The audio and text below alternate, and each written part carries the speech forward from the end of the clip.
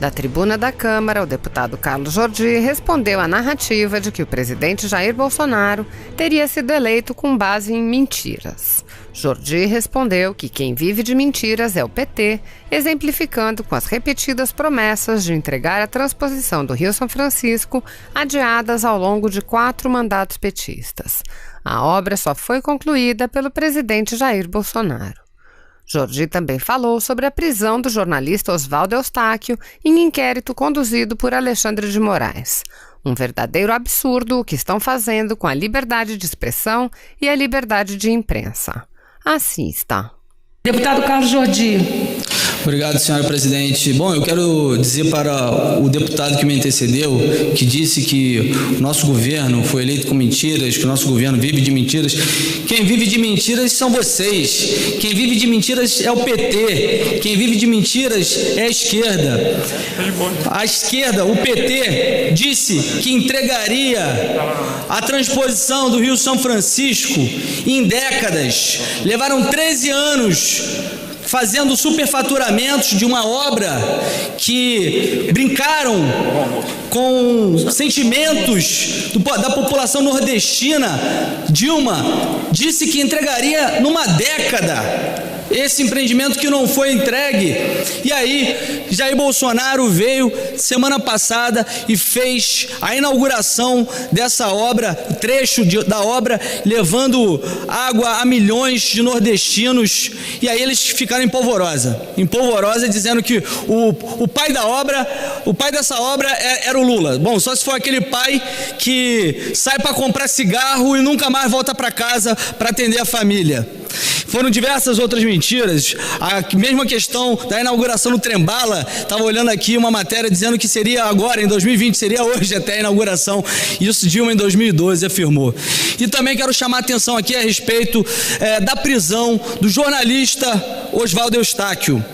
Esse jornalista que na semana passada eu já falava sobre essa escalada de autoritarismo que está sendo feita pelo STF, prendendo pessoas simplesmente por tecerem críticas ao STF, fazendo buscas e apreensões ilegais, violações, quebra de sigilo, até mesmo de deputados, o que nem acontecia, nem no mensalão isso aconteceu, e agora prendem esse jornalista que estava visitando sua família em Ponta Porã. E aí Alexandre de Moraes, esse que é o verdadeiro ditador que existe no Brasil, alega que ele estava com risco de fuga. Um verdadeiro absurdo que estão fazendo com a liberdade de expressão, a liberdade de imprensa.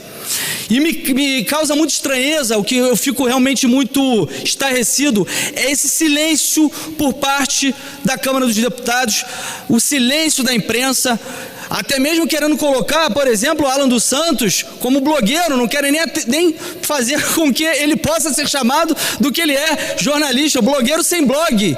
E isso para poder justificar todas essas arbitrariedades contra a liberdade de imprensa, a liberdade de expressão. E o jornalista Oswaldo Eustáquio hoje ele é um preso político, ele nem sabe por quais razões ele foi preso. Seus advogados não tiveram acesso aos autos, hoje ele está preso. Alexandre de Moraes prorrogou a sua prisão por mais 5 dias, uma prisão temporária que nem se sabe quais razões deram para fazer essa prisão dele, e que na verdade estamos até investigando, parece que é um artigo 18 da Lei de Segurança Nacional, que ele estaria obstruindo os poderes e a harmonia da União e de todos os poderes. Mas na verdade nós sabemos que é por conta da denúncia que ele fez contra Alexandre de Moraes e sua esposa, por conta do seu escritório de advocacia e as maracutaias que existem com o STF. Obrigado, deputado Carlos Jordi. Paz e bem, minha irmã, meu irmão, eu estou aqui em Fortaleza, no estado do Ceará, chamado de Terra da Luz.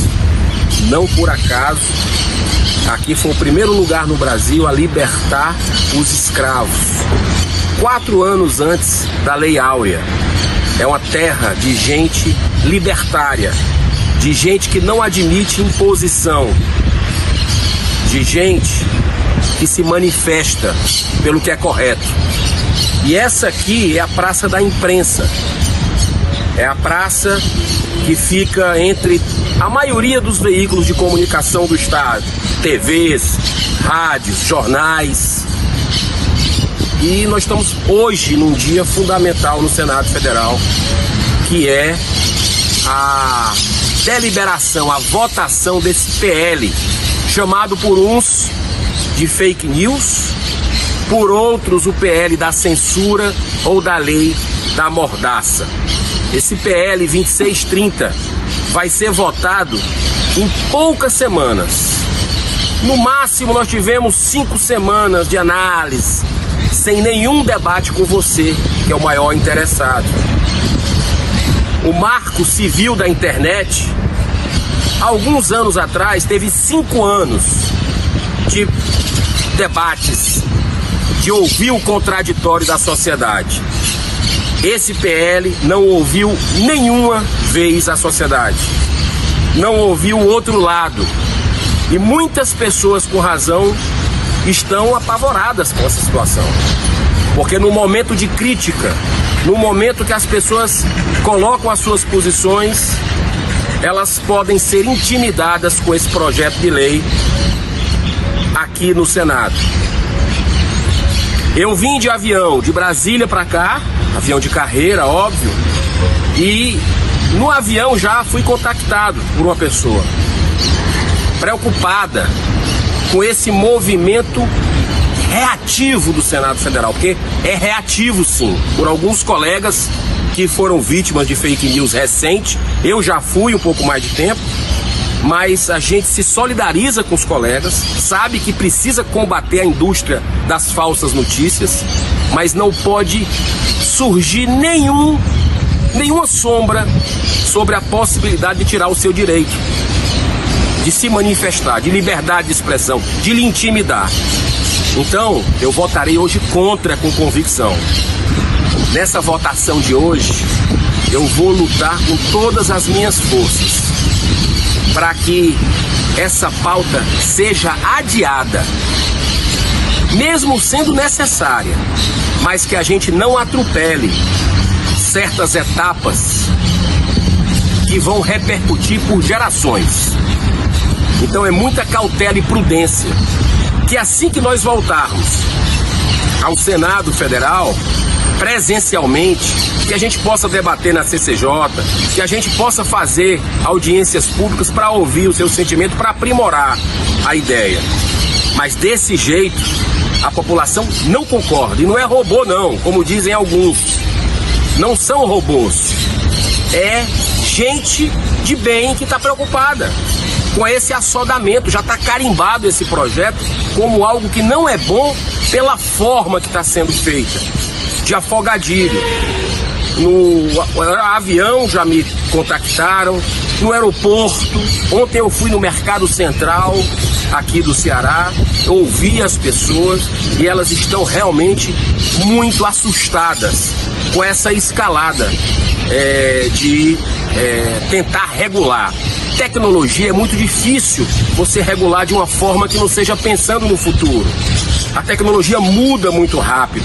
Como é que nós vamos parar investimentos num país que vai ser regulado por um censor, por um grupo que o provedor vai começar a dizer o que é fake news, o que não é? São muitas inconsistências. O anonimato seguro de pessoas que querem salvar suas vidas, mas que precisam de ajuda de entidades para sair das drogas, para sair do suicídio, para sair do aborto, da pedofilia, de abuso sexual. O projeto, ele não está redondo ainda, embora que melhorou bastante.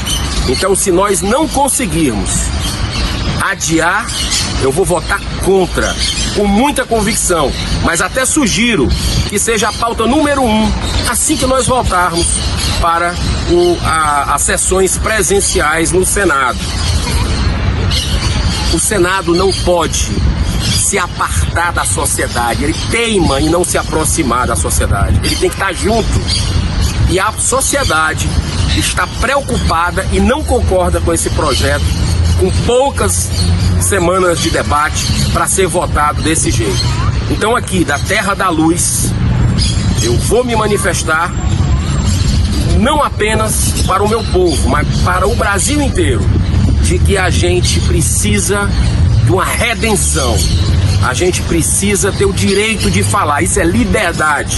E essa terra fala com muita autoridade e legitimidade nesse assunto. Inclusive, aqui na Praça da Imprensa, onde tem o busto de vários grandes comunicadores do estado do Ceará, né, que fazem uma imprensa livre da Terra da Luz e que estão preocupados. A própria ACI, Associação Cearense de Imprensa, que o fundador está aqui, Perbuaire e Silva, recebi hoje uma nota, preocupados, falando da coalizão de rede, que eles concordam com as ponderações de especialistas do assunto, que de alguma forma esse projeto pode tirar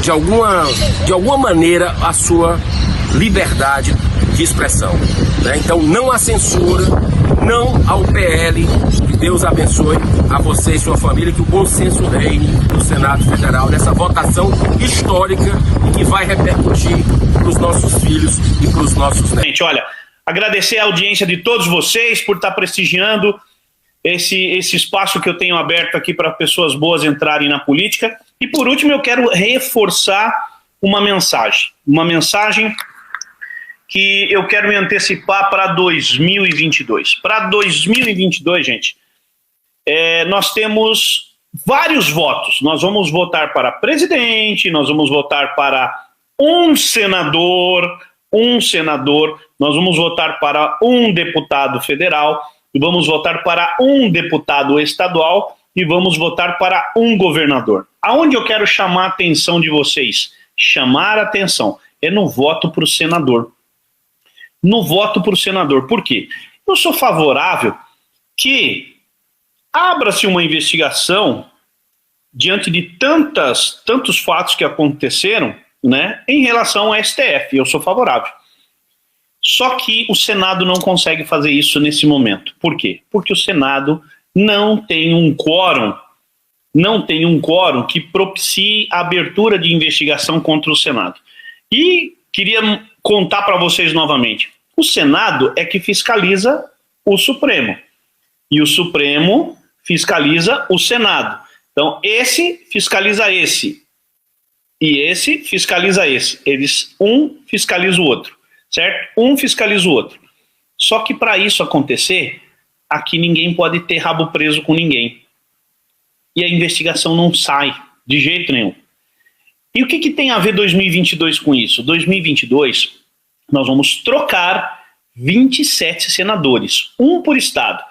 Desde o Rio Grande do Sul até Roraima, Rondônia, Acre, Rio Grande do Norte, Ceará, vai trocar um senador por estado. Aonde que eu quero que essa mensagem chegue? No povo. No povo. Em cada cidadão brasileiro.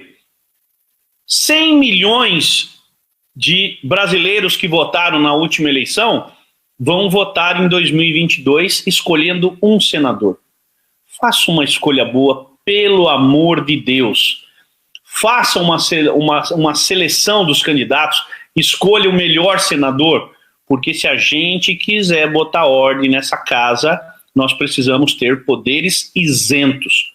Hoje nós temos 50 e poucos senadores, eu não sei o número exato, que estão denunciados na Operação Lava Jato.